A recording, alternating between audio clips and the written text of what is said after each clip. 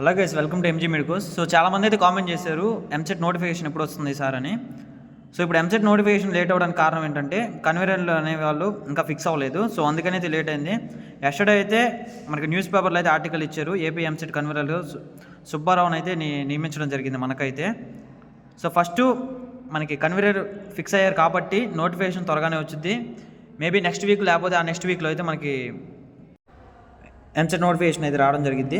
ఇప్పుడు మనకి ఏపీ ఎంసెట్కి వచ్చేసరికి అయితే వివి సుబ్బారావుని అయితే నియమించడం జరిగింది కన్వీనర్గా. మ్యాక్సిమం సెకండ్ వీక్లో వచ్చింది మనకి నోటిఫికేషను. సో మీరందరూ అయితే డెఫినెట్గా ఎంసెట్కి అయితే ప్రిపేర్ అవ్వండి.